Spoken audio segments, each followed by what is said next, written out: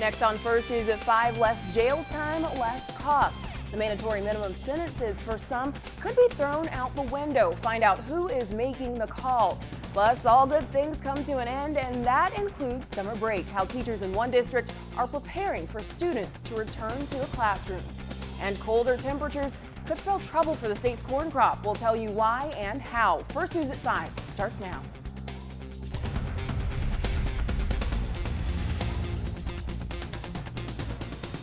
Certain nonviolent drug offenders will no longer face mandatory prison time. The U.S. Attorney General announcing changes to the sentencing guidelines for some drug crimes. ABC News Channel 20's Katie Hines joins us now live just outside the Sangamon County Jail.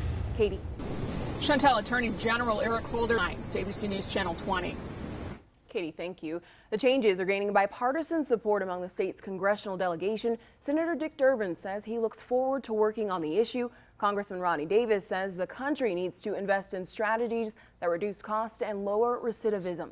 A special city council meeting is being held tonight in Taylorville. They're trying to decide if the city needs a new water plant or if they should refurbish the existing plant. An engineering firm has spent the last 2 years studying the city's options. The firm will share what they found at tonight's meeting. Then the city will look at the options. Taylorville's mayor estimates a new plant could cost as much as $22 million.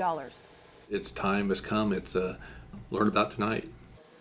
Tonight's meeting is at 6 p.m. at the Taylorville City Hall. Another meeting is planned for aldermen to later discuss what the engineering firm reveals tonight. Summer is winding down and students at Ball Chatham School District can sleep in for one more day. But for their teachers, the break is over. ABC News Channel 20's Garrett Berger stopped in at Glenwood Elementary to see just how they're spending their first day back. Garrett. Chantel. Garrett, thanks. A group of senior citizens were stung by the bee today at the Illinois State Fair. The spelling bee, that is. It's senior day at the fair. Listen to some of the great benefits. Folks over 60 get in free. There are activities just for those seniors, and they get free health screenings too. The State Department on Aging has made sure all of the events are in the air-conditioned Illinois building. Some of the activities, like the spelling bee, are pretty involved. They have 18 regionals, I believe. If you do go out there tonight, you'll want to make a beeline for the Illinois building. It's near the main gate of the state fairgrounds.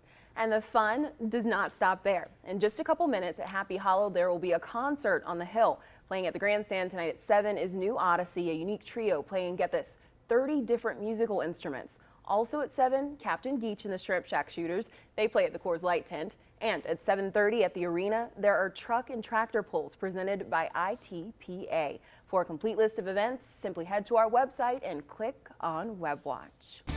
Cloudy skies over central Illinois today. Rick Kirby joins us live from the State Fairgrounds with a first check of the forecast. Hey, Rick.